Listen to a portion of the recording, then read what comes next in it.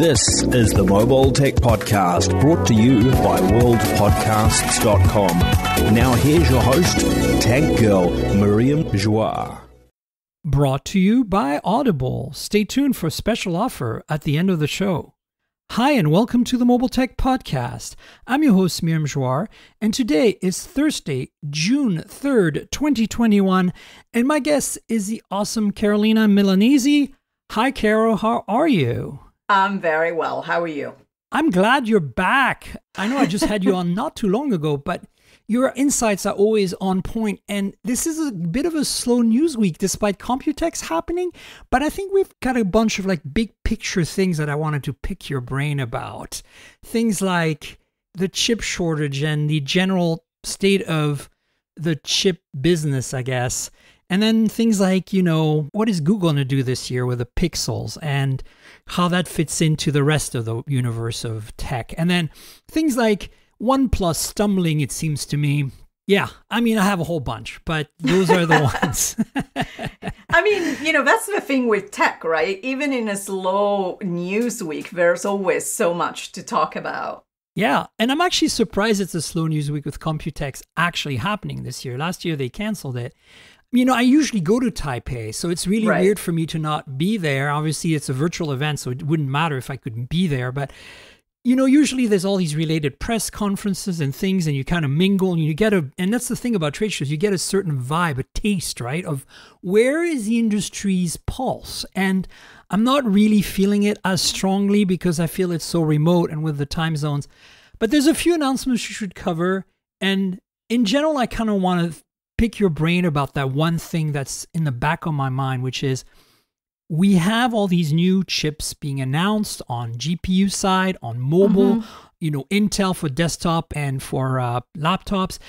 And here we are still in a chip shortage. Where do you think the industry is standing right now? How can they get out of this rut? Well, I think that part of it will be solved by just, people going back to a more normal routine, if you like, from a manufacturing perspective. We're still paying the price of COVID, of the shutdown, last year. So there's still catching up to do. Unfortunately, with manufacturing on the chipset side, things don't just magically get solved, right? Because, thinking about a new manufacturing facility and developing that, which is obviously what Intel has been talking about since the new leadership with Pat came on board, takes years. It is not something that you fix in 6 months. It's going to take years especially to try and change the balance between a high dependence on a few markets like China and Taiwan, the concerns that there are around how China will continue to handle Taiwan as a market, right? Mm-hmm. The geopolitical situation has an impact. And so there's, I think, definitely a need and a want for the US to be put back on the map as far as manufacturing. And so that's what, Intel has been talking about as an example. But it will take a while. And I think the other part is we need to be careful not to be fooled by it was only because of the pandemic. Because on one side, yes, there was the shutdown, but the other side of it really was the high demand that continued. Right. One of the reasons why the automotive industry has been struggling with chipset is because they counted on people not buying cars during the pandemic. Yeah, they turned the tap, right? They said, we don't need these chips anymore. So the manufacturers of chips like TSMC and Samsung and others just went and started making other chips for other things. And I'm well aware of that. But I think it's kind of telling how the these the auto industry, I think, is a strategic mistake and they're paying for it right now. But I think the rest of the industry, you're right, there's more to it than COVID. Yeah, and it's demand, right? We have never relied on technology as much as we did during COVID. And I don't think that will go away as we are able to go back to a more normal day to day. I think that some of the changes that we made in, how we buy our weekly, food shopping, to how we want to communicate with our doctors, telemedicine and online shopping, some of it on education, and then of course, the whole hybrid work, are here to stay, which means that we will continue to spend more time online, which is done through technology and devices. And we also, I think, have come to understand the limitations that investing in a poorly equipped device, being a phone or a PC, will have on our experience. So I do think that there's definitely an appetite from a consumer perspective to invest on more capable, more powerful devices that are a long-term investment that we're making. Yeah, so I think we're in a period of transition, and COVID has somewhat accelerated it. Why do you think the industry didn't see this coming? Not the COVID part, but the fact that, chip manufacturing has been constrained for so long now. Like, I remember thinking to myself a few years back, going like, I'm a little concerned when I see that at the time, I think it was at 7 nanometer, or 8 nanometer, or 10 nanometer, whatever it was, that only TSMC, and at the time, I think it was Samsung was doing it. Yeah. And I'm like, I understand that it takes billions in investment and tons of know-how to do it, right? I mean, look where Intel's at; they're behind. But why didn't that investment happen? Like, especially from the companies who make the products, right? They should have funneled a ton of money into their partners, coffins, to guarantee that they were not going to run out of chips, basically, right? Yeah.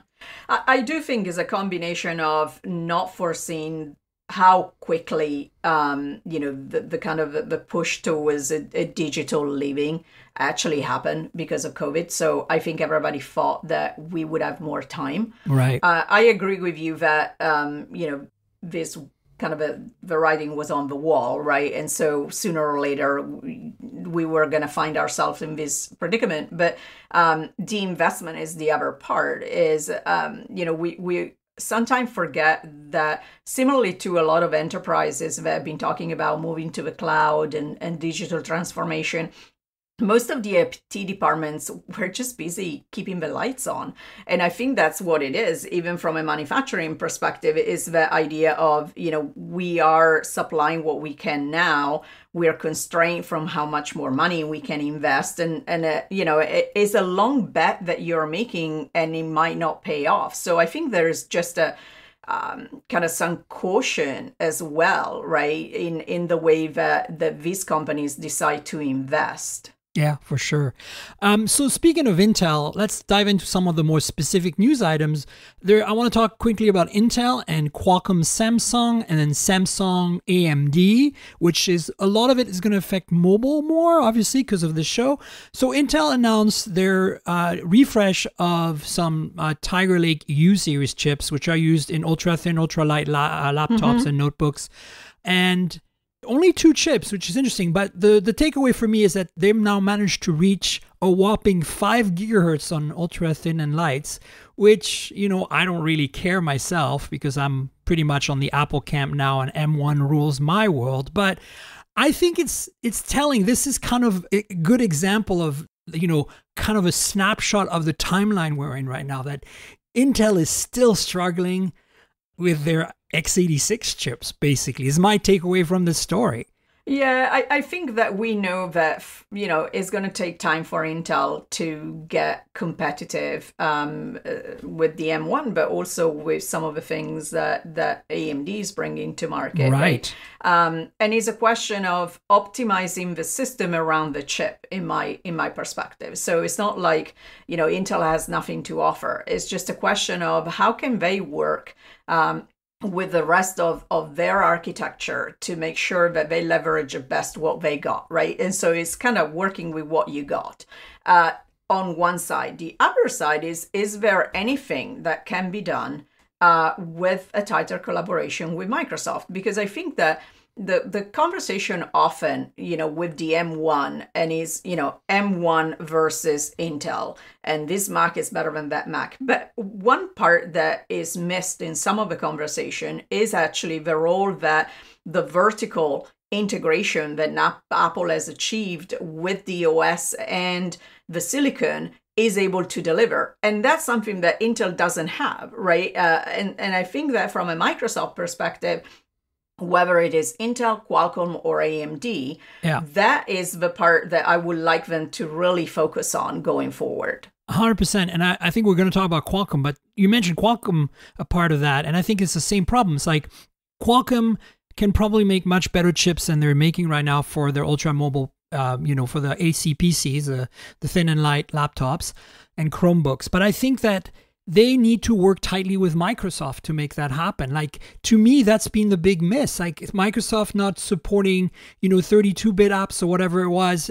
It's like, this is the challenge. But back to Intel for a second, because this kind of also ties us in with Qualcomm, is, Intel sold their 5G assets to Apple, right? And here they are also launching at Computex the Intel 5G Solution 5000, which is a PCI Express mini PCI Express card for sub-6 5G made in partnership with MediaTek. So that's kind of interesting. I mean, we knew that this was coming. MediaTek had announced this, but it's interesting to see a product finally. But to see that this product is a sub-6 only product, obviously, because MediaTek, right? Like, it seems weird to me because Intel is like in this kind of stuck position in a way, because they know that to be really successful in some markets, like maybe Japan and the US, where millimeter wave is a thing, they're going to have to eventually get that as well, right? But I think MediaTek's working on it.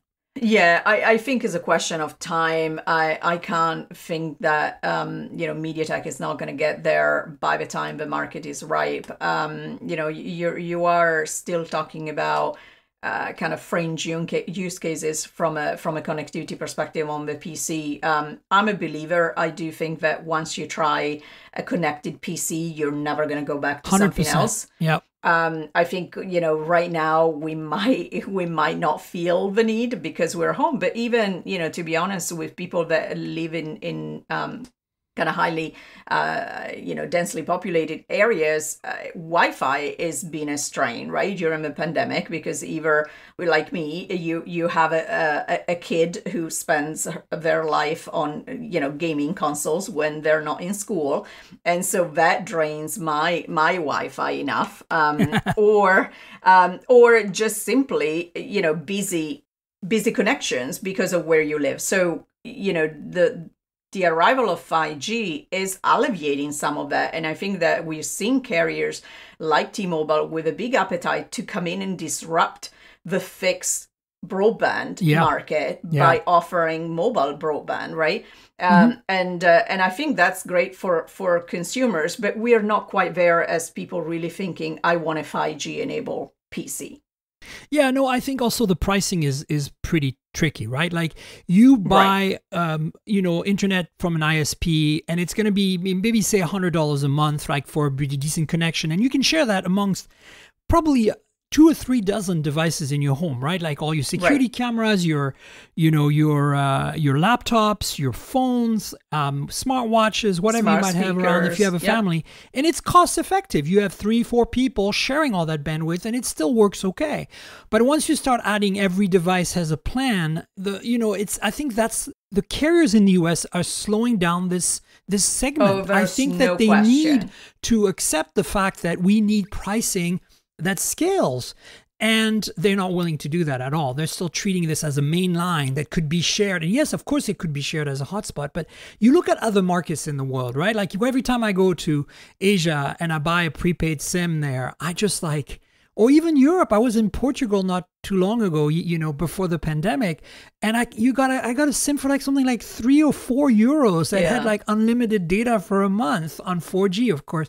I think this is a big issue we have, is that they're just greedy, I definitely agree with you. I think where the connectivity plays more a role in my view is on the enterprise side, where exactly. it's going to be easier, right, for an organization to say, you know what, I'm just going to give you a connected PC, so I don't have to worry about, you know, what security your home Wi-Fi is running on, and you're going to get this, and these are the things that you can do. Absolutely. Yeah, they can get like bundled data plans to buy the hundreds or thousands for their employees. So I'm excited about this. You have the news more than I do here, so I'm going to let you speak on this Qualcomm and Samsung announcement. Yeah, it was kind of quiet because it happened during the Qualcomm keynote, and basically is the launch of the Galaxy Book Go, which is running the new Qualcomm chipset 7C, which is a more mass market ACPC solution that is really aimed at, I hate saying democratizing connected PCs, because there's still people that can't afford that. But, the starting price point for this Samsung device, $346. So, wow. To me is really, now having the opportunity of having a connected experience on Windows 10. And so from a Windows perspective, it's a good opportunity to go and capture some market share, especially in education and small businesses, maybe first-line workers, where the need for computing is there, but you don't need all the bells and whistles or something that is priced at, $900 to $1,000. Right. Exactly. Does it include 4G connectivity at that price, or is that extra? So the 346 is without the connectivity. They have not said, from a US perspective, they said later in the year will come with 5G connectivity. Okay. Yeah, yes. Because the 7C chip, which we discussed on a couple of shows ago, it has actually 4G built in. So I was kind of wondering about that. Did they make any announcements regarding Chromebooks, by the way? I have not seen anything specific on Chromebooks, I have to say.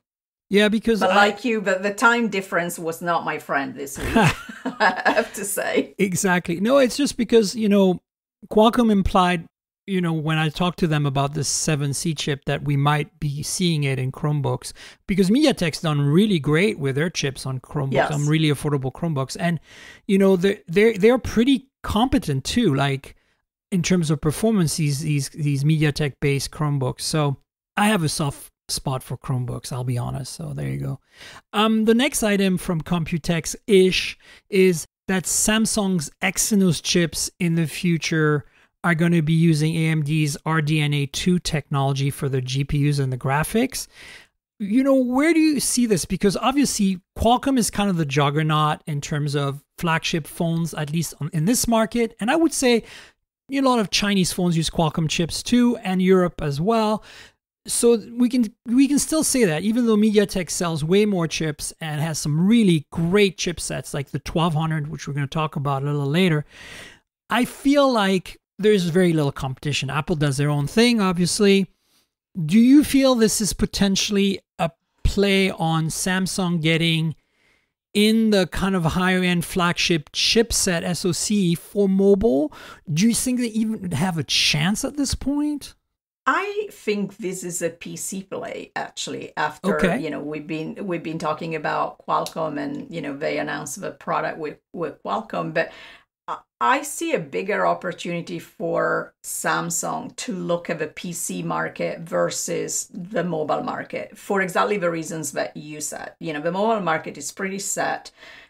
Just the cycles of getting your chips, if you're looking at the US market, right? Just the cycle of getting their chipsets approved by the carrier is just a pain. Yeah. And so they're better off just leveraging Qualcomm and the economies of scale that brings. On the PC side, things are a little bit easier, and I wonder if there's also, there's with Samsung, there's always a very close look to what Apple is doing. And so I wonder if they think that they have an opportunity to have, an M1 moment on the PC market, where they are clearly more and more interested to make a dent, right? They have come out with their own first time that we had an unpacked focused on PCs. Indeed. So clearly there's a want there, and I think that it might be easier for them to deliver something on the PC side by leveraging, what I think is going to become a much more dynamic kind of ARM-based marketplace, thanks to some extent to Apple, but also, of course, to the effort that we've seen from Qualcomm. I mean, I'm going to, mark my age here, but I predicted ARM would take over the world way back when ARM was announced with the initial BBC Micro computer in the 80s. Like, I immediately saw that architecture and I was like, I couldn't even imagine a phone in my pocket yet, a computer in my pocket, but I knew it would happen. Star Trek had taught me that it would happen. And I thought to myself, this architecture, as a budding engineer at the time, in high school, studying a lot of electronics, I was like, this is the future. And I can't believe that I had the insight back then to see it that way. I still think it's the future. I still think that Intel needs to make ARM chips. They dropped X-Scale years ago, and that was a strategic mistake, but they need to turn around. There's nothing wrong for them to continue developing x86, but I think that those days are over. They need to, it's probably a huge pivot for them to admit this to themselves and to their investors, but they have to. I don't see any other option here. This is the only way they're going to stay relevant. And I think to some extent, ARM has already taken over the for world. Sure. I mean, it is quite amazing to see how key their architecture is to so many different things, not just, what we see as far as phones, but if you're looking at IoT, if you're looking at connected cars and so much more. Yeah. Which is, explains why NVIDIA was so interested. Yeah, for sure. And so, I haven't mentioned there's a lot more AMD and NVIDIA news from Computex, but it's not mobile, per se. There was an announcement that Tesla is using the NVIDIA chipset in the Model S and Model X refresh, for example, which is for the in-car entertainment so that you can play high-performance games in the car while you're charging. These are technically mobile because I do like to think of cars, especially connected and EVs, as a mobile device on wheels. But we have a lot more to talk about that's more specific to phones as mobile. So I just want to mention that you should continue checking out Computex. By the time this podcast gets published, it'll be just the end of it. So it's still happening right now. The next topic I want to kind of really get your insights on, Caro, is this Google Pixel 6 news that's been leaking slowly, like usual. Like every year, there's all these Pixel leaks. But this year, the picture that it's painting is very different in the sense that it looks like we're going to get like an ultra flagship from Google. And in the vacuum, as a Pixel and Nexus fan, I'm super happy about that. That's what I want.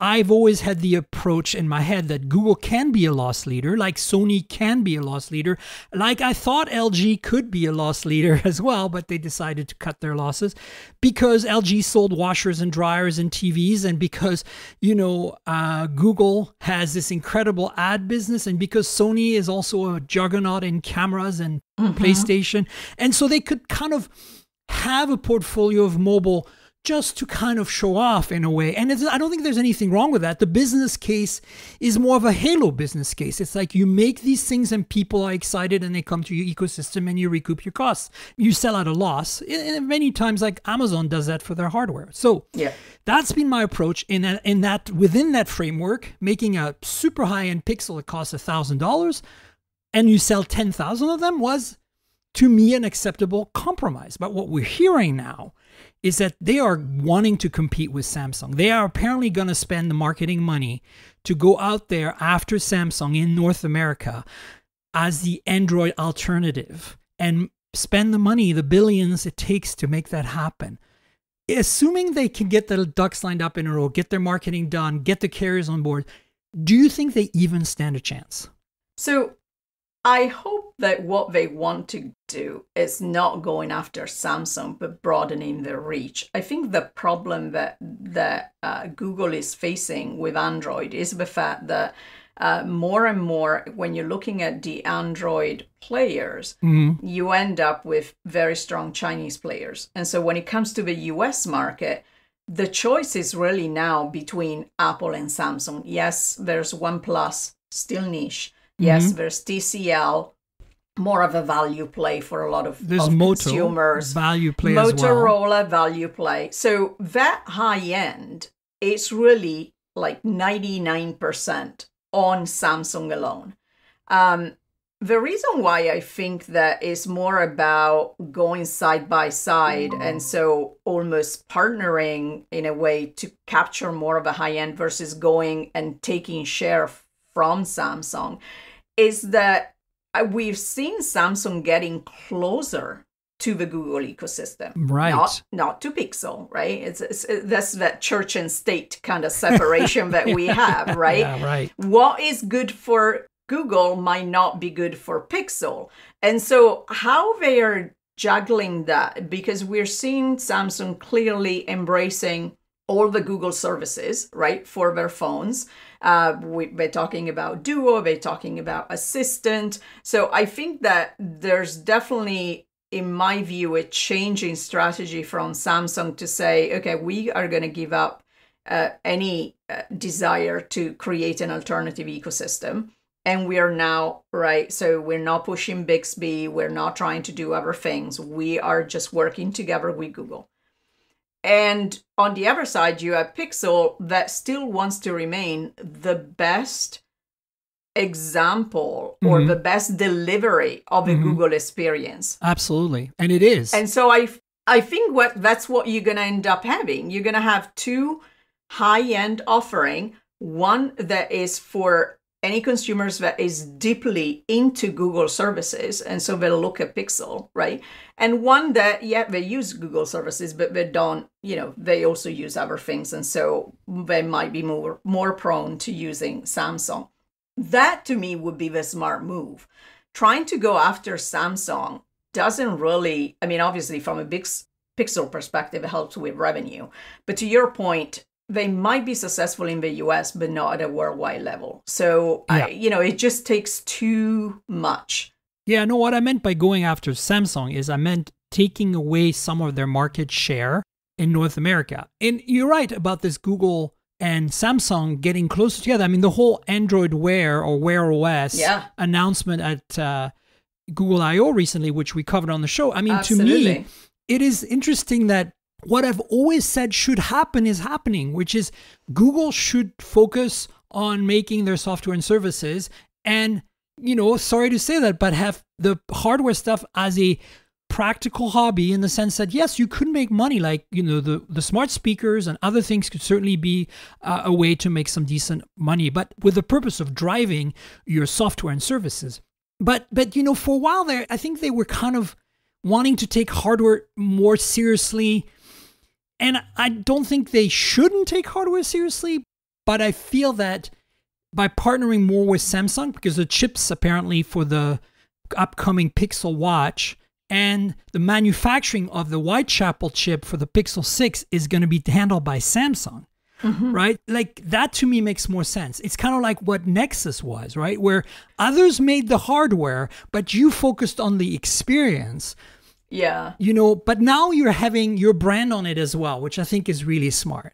And I think that is smart for Pixel to focus on the high end. At the end of the day, that is where you're going to have most of the consumers that really are deep into the Google ecosystem. And that's where the value is. In a way, I think of Pixel in a similar way that I think of Surface, right, on the PC side, where you can continue to have a very active, partnership with all the other OEMs, but focus on the high end and make sure that relationship that you have between software, services, and hardware is so tight that people see that as the best in class, kind of experience overall. Yeah, I think that Google has already had the right roadmap and somehow they deviated from it. I know. And it didn't make any sense to me. It's like, but now I said, I'm hearing they're even more serious in sense that they are going to funnel a lot of marketing money to make the hardware division a more prominent player in this country, at least this country, or maybe Europe and maybe Canada, North America. Yeah. Yeah, I think selected market for sure. There's a need there. I also hope that they're gonna stay on track, because this flip-flopping back and forth between, yes, we are a high end, no, we're mass market, now we're back at being high end. But you see, I think that's Google. Google will never really stick with one thing. It is part of their culture and the way they do things. And that's true. They're very insular in many ways. They don't play well with others. Like, I hate to say this, but at the same time, they're doing such great things that they probably don't need to play well with others, because others just have to follow suit and work with them. And it's a little bit arrogant. I mean, you know, we can go on, you and I both living in Silicon Valley, about the arrogance of Silicon Valley. You know, Apple has its own taste of arrogance, but Google certainly does feel the most capricious at times of the startup turned mega corporations, right?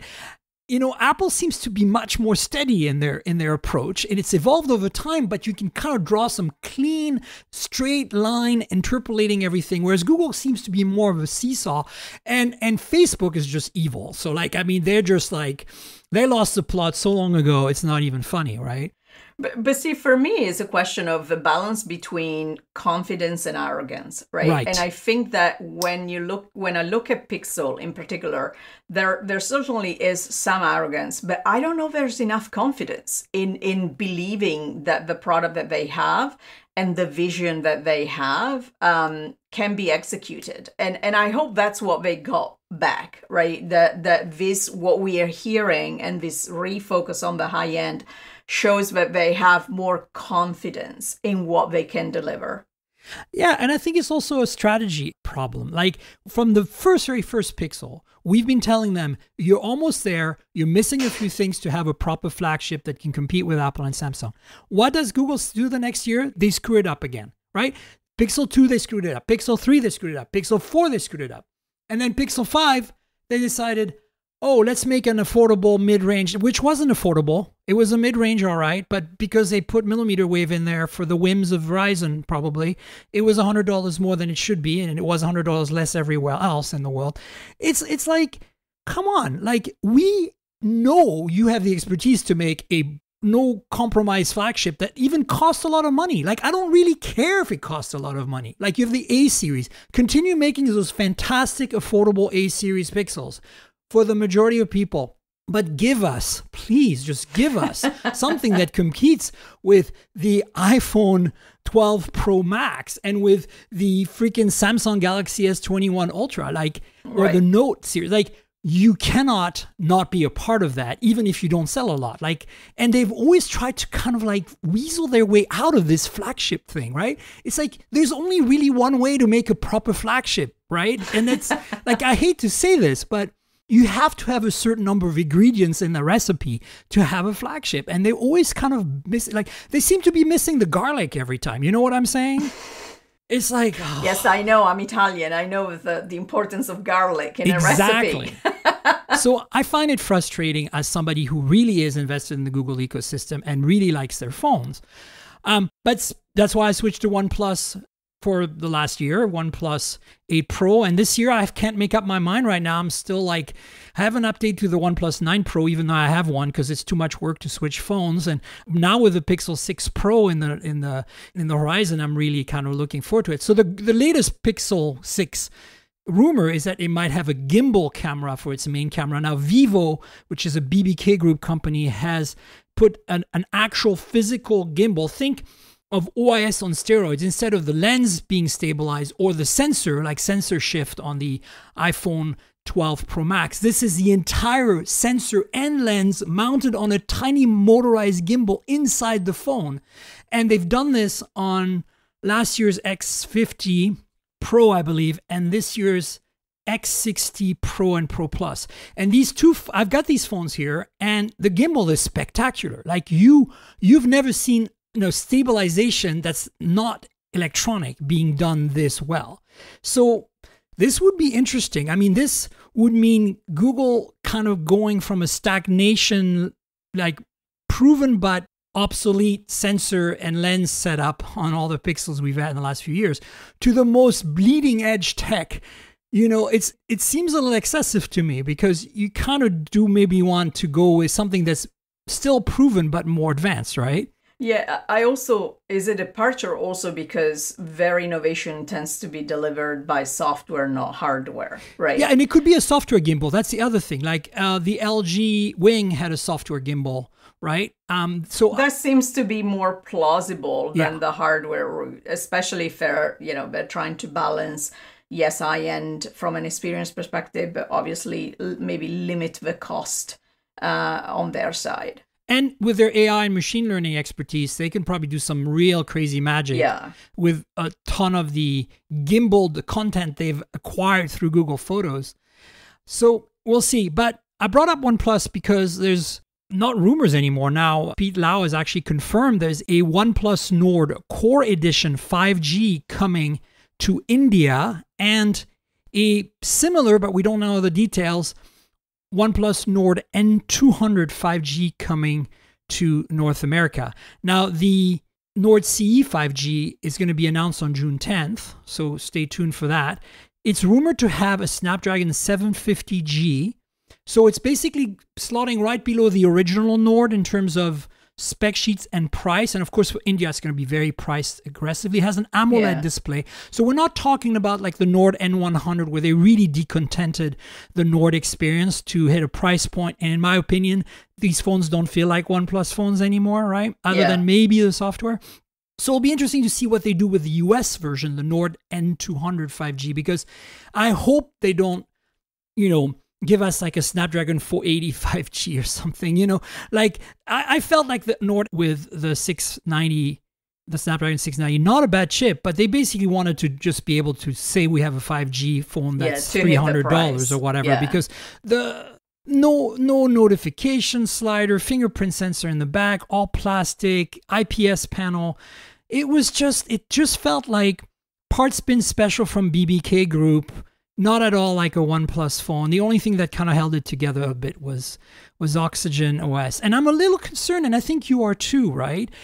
Where is OnePlus going here? Exactly. I mean, I always liked OnePlus because they were very focused and they were very clear about their identity. They obviously care a great deal about their core audience.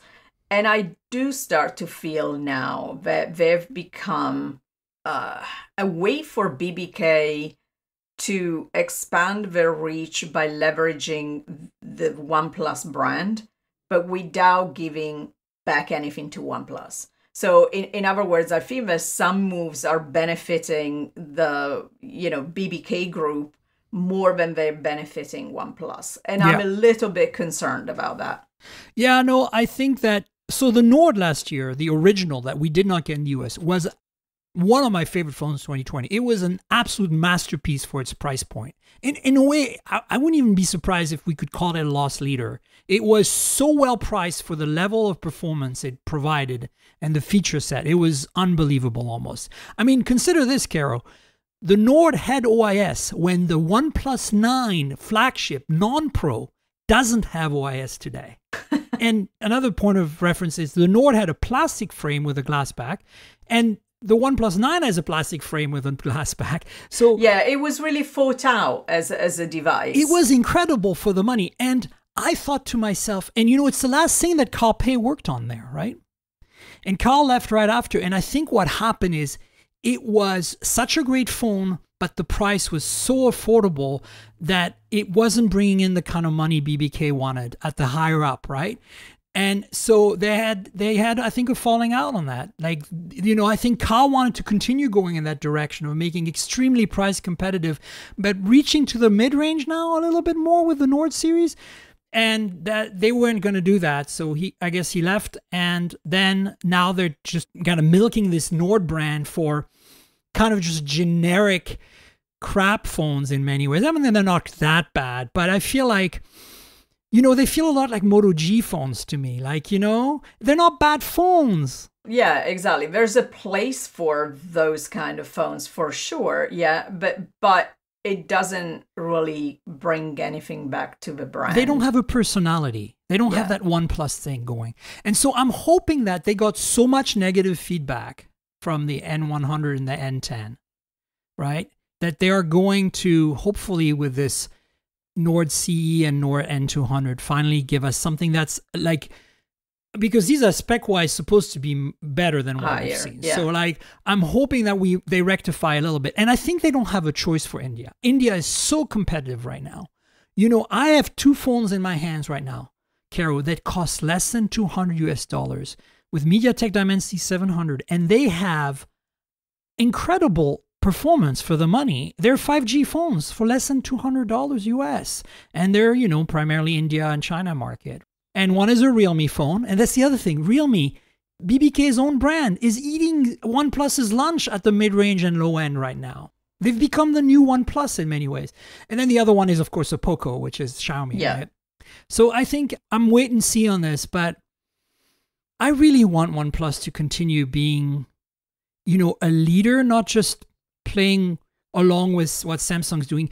You know, they're too small. They need to really continue to compete and, you know, kind of out Samsung in terms of specs and features, right? Be unique as well in some of the approaches that they take, both from a feature set and go to market. If they are going to be selling phones at the price point they're selling phones now, which is pretty high, right? At the high end, we're going to have to see more from them, is what I'm feeling, right? So that's kind of where I'm at with that. I think that the OnePlus 9 Pro is still a solid phone, but it's kind of outgunned by the similarly priced S21 Ultra, really, you know? Right. And that can't happen for OnePlus anymore. So we'll see how it goes. But speaking of Xiaomi, we just talked about Poco. They demoed 200-watt wired charging and 120-watt wireless charging. Like, wow. And so 8 minutes to fully charge the phone at 200 watts and 15 minutes for the 120-watt wireless. I don't know what to say. I know, right? And to some extent, I watched the video because they have a video to prove the time, right? Because nobody was believing them, I think. So they had a video to prove it. And there's part of me that says, do I really need that? And there's part of me that says, hell yeah. Because I think that the emphasis on battery life that we had for so long, it started to shift for me when I started to use wearables, where, you know, the time it takes to charge something is more important than the time, you know, how long whatever it is going to last. And I feel that every time I have to recharge my Oura Ring, because for something that small that lasts a week, I'm not prepared to wait half an hour for it to recharge, right? And so there's that, and the promise of, I think, what the technology gives you, that I think is really interesting, right? So if it takes 8 minutes for a phone, where are we going to be for other devices? Exactly. How does it scale up to, say, electric cars or whatever, right? And I think that for me, what's exciting about this is having used phones with 50-watt and 65-watt wire charging now pretty steadily for a while, the Chinese phones, and of course OnePlus with the 9 Pro this year and the 8T last year, I find that you're at the point now where I no longer charge my phones overnight. With fast charge, anything over 30 watt, I now plug in when I find that I'm too low, and I plug them in not to fully charge them. I plug them in just to like give them a boost.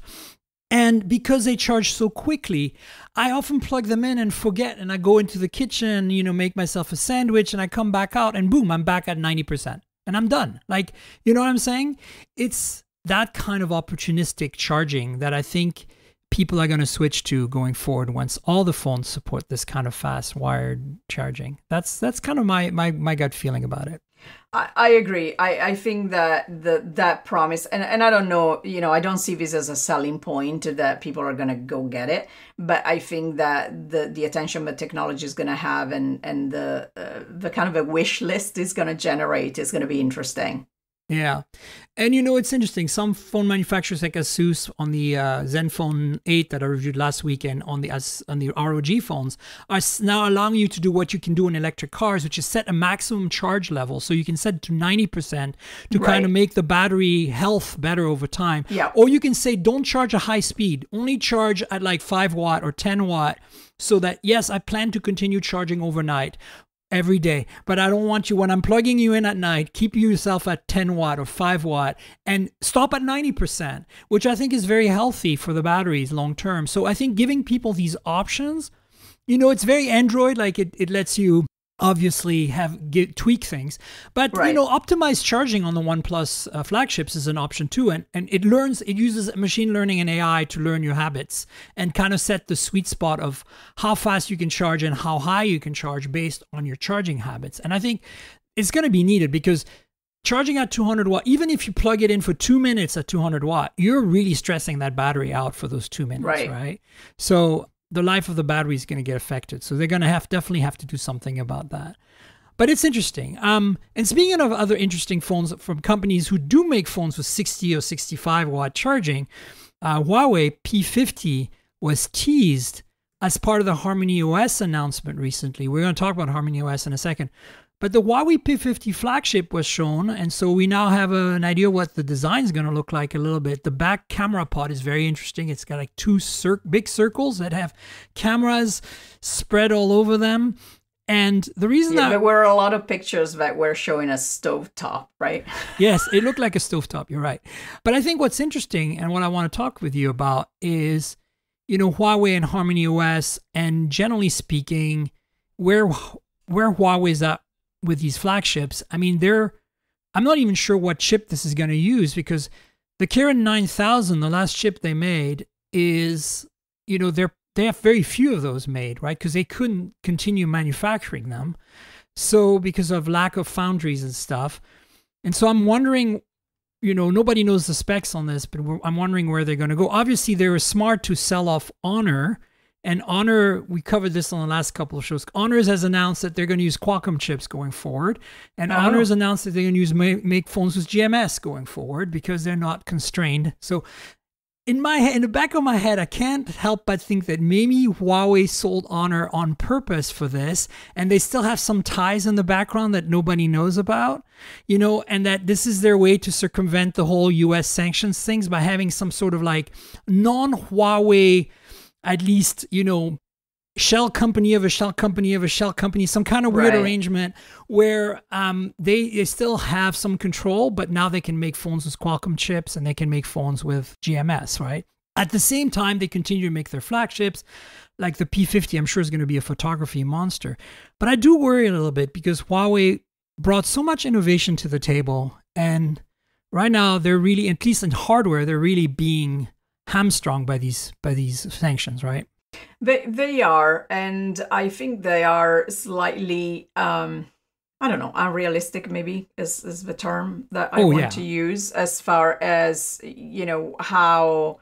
how they think their OS is going to positively impact purchase drive.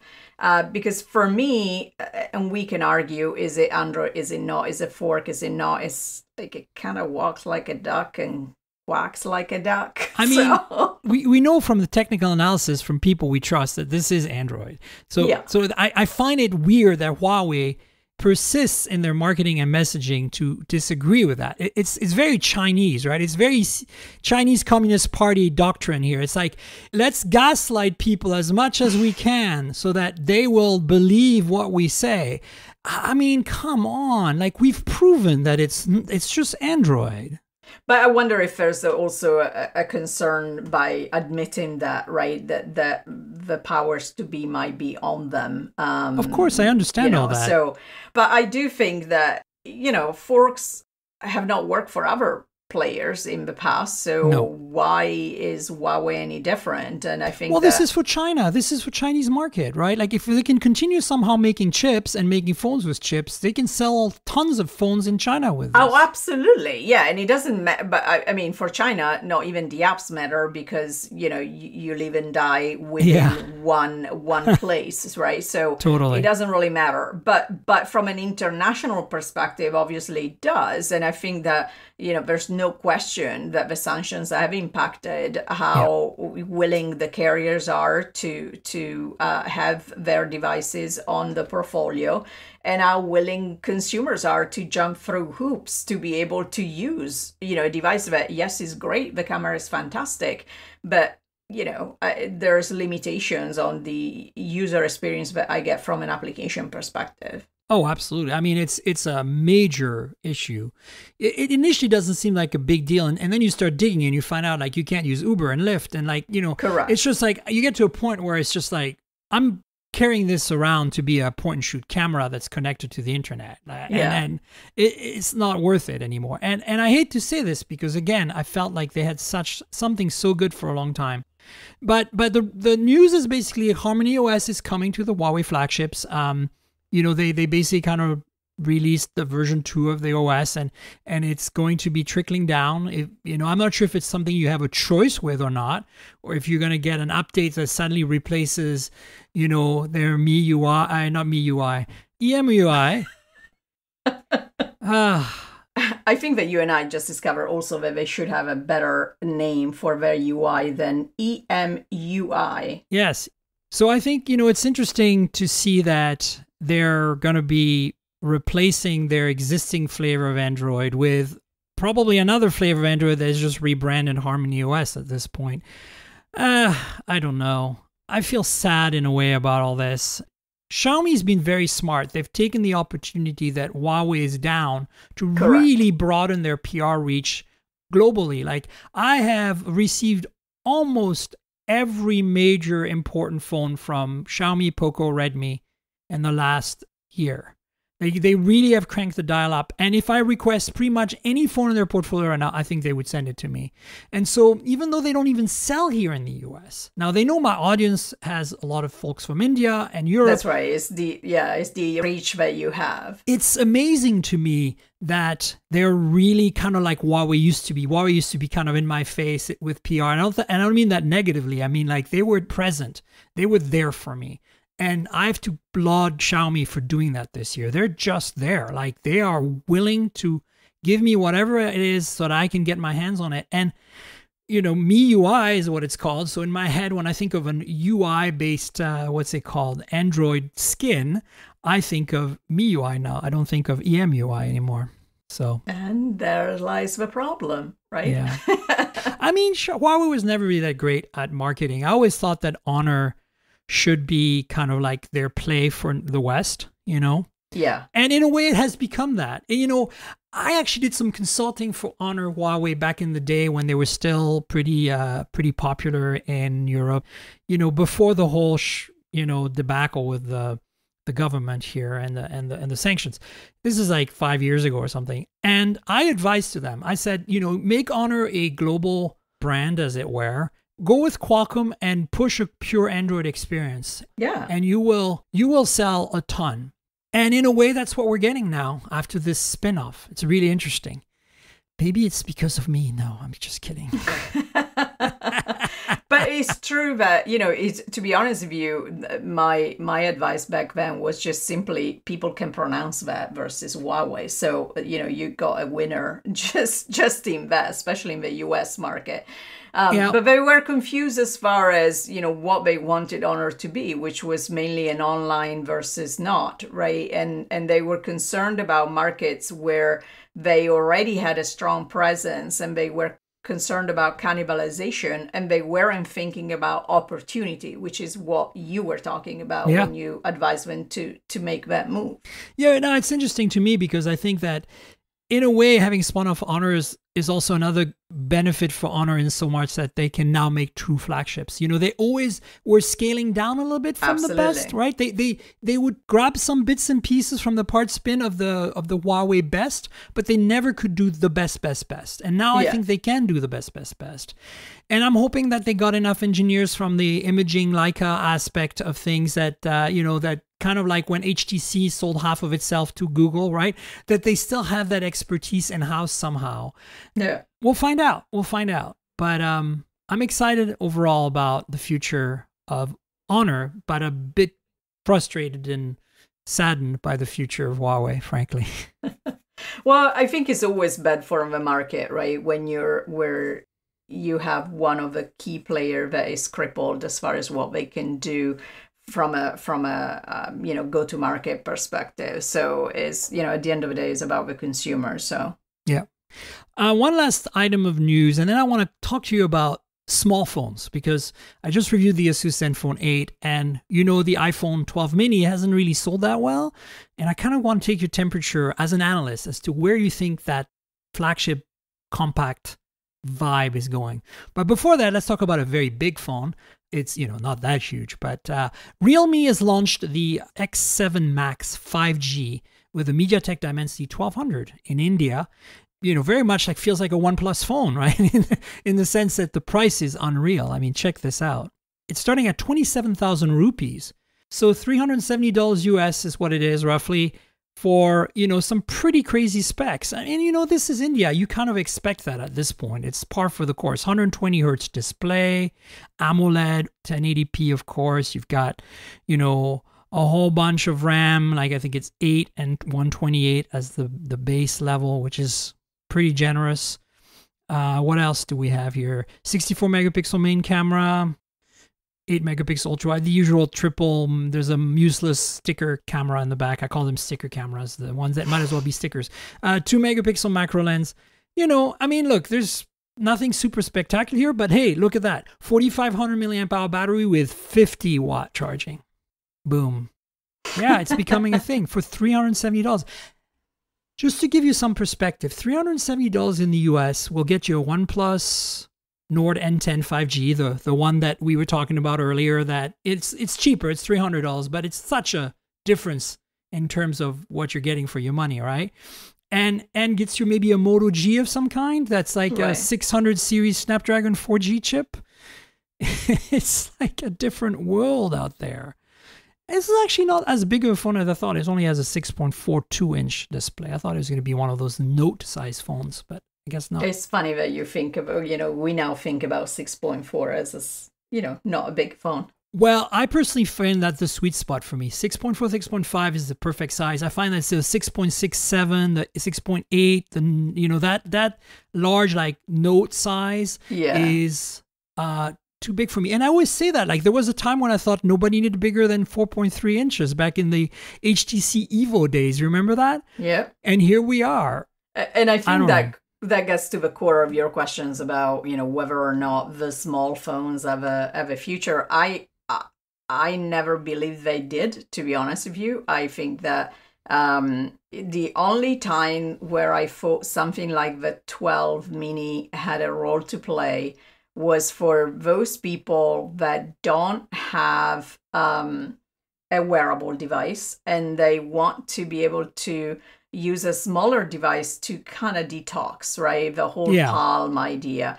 And I think we're over that now. You can detox from a software perspective, but putting things in place so that, you know, you don't get sucked into notifications and other things. But also I think that more and more people will go to wearables. And so I think that detoxing would be less necessary than it did before. So I don't really see a market long-term for smaller phones. So, you know, it's interesting because I've changed my mind with using the Zenfone 8, actually. I haven't used the iPhone 12 mini, which is even smaller in size. But the Zenfone 8 has made me realize that it's not for me, but I can see how some people want this. This is very much a no-compromise phone in every way. The only thing it's missing is wireless charging. Everything else it does absolutely superbly well. But like the iPhone 12 mini, it is a little bit constrained on battery life, right? but not enough to be a huge issue. And so I think for people who have small hands, there are such people. and for people who maybe do a lot of their work on a tablet that they carry with them or ultra thin and light that they carry with them, they're more comfortable with that work mode.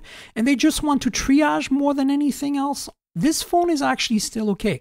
To give you some perspective on size, it is a little bit bigger, minor millimeters bigger than the iPhone SE 2020. So it's not a tiny phone. Like the iPhone 12 mini is a whole different scale smaller, right? And in terms of size here, to also give you another dimension perspective, it's slightly smaller than a Galaxy S21. Okay? So it's between the S21 and the iPhone SE 2020. And then the closest comparison, believe it or not, I had to actually put them physically next to each other because it's really hard to gauge looking at numbers. But it's almost identical in size to the Pixel 4a and the Pixel 5. Oh, and wow. it's interesting because I reviewed the Pixel 5 and the Pixel 4a last year, but 3 months apart. And I had them both physically in the same room, but I never really put them side by side. They're almost identical in size. I never realized how small the Pixel 5 was until I put it next to the 4a. It is small, yeah. Because they have different display sizes because there's less bezel on the 5, right? But they're identical almost in terms of like chassis dimensions. So what's interesting to me here is that the Zenfone 8 made me realize that maybe, just maybe, there is a niche market for this. And I think ASUS is kind of the perfect player for that because, again, they're not, a lot of their stuff is subsidized by their ROG gaming stuff and their components and their PCs and their laptops. So they can afford to kind of have a loss leader and explore these niche markets. And I'm glad somebody is. And that's what's so wonderful about the phone ecosystem these days is that there's still some people taking chances with different form factors. And I think Apple might have gone a little too small with the iPhone 12 mini. And I think the reason it's not selling as well is primarily because of battery life. Whereas I think the Zenfone is constrained on battery, but not as bad as the iPhone 12 mini from what I hear from all the reports. So I think it's also a bit of a power play on ASUS flexing their muscles, showing that they can make a no compromise other than wireless charging flagship. Performance-wise, it kind of really surprised me. I wrote the review for Hot Hardware, and they wanted me to do benchmarks. And I ran the benchmarks, and this thing slots almost butting up against the ROG Phone 5, their gaming flagship. It's extremely fast. Oh, wow. For a phone that size, the engineering challenges to make the thermal works like that are... I was about to ask you how hot it gets. When I ran sustained benchmarks that actually see how the performance decreases as the thing gets warmer, it held up, Caro. It got up to 50 degrees Fahrenheit. Oh, wow. But it kept going. I don't know how good that is for the battery and the chip and stuff long term, But the point I'm trying to make is that you could play the most demanding Android games on this tiny little ASUS Zenfone 8 and be perfectly okay. It's kind of amazing, So there you go. I wasn't planning on bringing up the Zenfone 8, but here we are. I think the small phones, I think there's a market for them. And I hope that it continues to stay a niche. And unfortunately, I'm worried that Apple's not going to go there anymore. I think they're going to go as small as the SE 2020 like they did last year, but I don't think we're going to see anything much smaller than them for a while, right? I don't think so. And to be honest with you, I don't think that target market is necessarily upgrading at the same rate as people that buy, larger top of the line phones. And so, even upgrading every, 2 to 3 years would be enough. Yeah, indeed. Well, listen, we should wrap up. Do you want to tell folks on the internet where they can find you out there? You can find me on Twitter pretty much every moment at Caro, CARO _Milanesi, MILANESI. I write for Creative Strategies, and I also have a column on Forbes where I focus more about the tech for good and diversity and inclusion in tech. Which is very important. So folks, do follow Carolina. Great content. And you know where to find me? I'm at Tankgirl on Twitter. That's TNKGRL. Like the comic book character. Just drop the vowels. If you want to speak with Carol and I about this podcast, hit us up on Twitter, ask us the questions, comments, all that are welcome. If you want to see pretty pictures of phones and or pretty pictures taken with phones, go to my Instagram. I post some stuff there. Same handle at Tankgirl. Drop the vowels, TNKGRL. There's also a couple of YouTube channels that go alongside the podcast, and that's youtube.com/mobiletechpodcast, which is the main channel, has all the unboxing videos, some reviews, some hands-on. It's mostly visual content to go with the show. And then there is youtube.com/mobiletechmore, which is a channel my producer and I are slowly developing to kind of cover the fringes of mobile tech. For us, what fringes are like things like travel tech, home automation stuff, maybe some car stuff. Basically, we get all these gadgets sent to us that don't really fit neatly in a mobile tech, box. So those are the ones you're going to see there. Also, I want to remind people that the podcast lives at mobiletechpodcast.com. So you can subscribe there. There's an RSS feed, but we're also on all the major platforms. So Google Podcasts, Apple Podcasts, Spotify, Pocket Casts, pretty much everywhere. If your app lets you rate or review the show, please consider doing that. It'd be great. And as you know, I now have a Patreon at patreon.com/TNKGRL. That's patreon.com/Tankgirl. If you want special content, if you want to see this particular podcast on video, unedited, just after I make it, so a day or two before it actually gets published as a nicely polished audio podcast, join the Patreon. There's a tier for that. There's also a Discord server, so check that out. So I want to thank Philip for being a new patron this week, and I want to thank John and Dave as well for joining. Thanks so much, folks. I appreciate your patronage. And yes, check out the Patreon, folks. Patreon.com/TNKGRL. And if you don't want to use Patreon, there's another option. I have a donate link in the show notes. It's a PayPal link. You can use that to make a donation. I'd appreciate it. Finally, I want to thank our sponsor, Audible. Audible's been with us since the early days, and they're pretty great. If you like books as much as I do, if you like reading as much as I do, Audible is really the best audiobook platform. Basically, it's for listening to books instead of reading them. We have a special deal for you. You get a 30-day free trial. You get to keep a book at the end. And you help the podcast and you help Audible all at the same time. So check it out. audibletrial.com/mobiletech is URL. That's audibletrial.com/mobiletech. Audible is where I get a lot of my reading done by listening. And if you're curious, the selection is pretty amazing. So they have a lot of books read by the authors, which is what I really like. And some of these books are like epic, 9, 12 hours listening sessions. And that might sound crazy, but it's like, you read a book, you don't read a book in one sitting usually. I mean, some people do, but you generally want to break it down to 2 hours here or whatever. And this is great. It's great for road trips. It's great if you're like a delivery driver dropping off UPS and FedEx packages all day and you want to keep your eyes on the road. So check out Audible. They're pretty great. And if you help them, you help us, and you get a good deal at the end as well. So audibletrial.com/mobiletech. And I want to thank Audible for being our longtime sponsor. And Carol, I want to thank you for being my guest yet again. It's always a pleasure. I'm always amazed by the wealth of knowledge that you have, and we always end up having entertaining conversation because we almost agree on everything, but not quite. Yeah, exactly. And I love your insights as well. So we'll definitely have you on the show again at some point soon. And folks, we'll have another show next week, so stay tuned for that. Until then, cheers, everybody. This has been the Mobile Tech Podcast with Tank Girl, proudly presented by worldpodcasts.com. You can visit us online at mobiletechpodcast.com.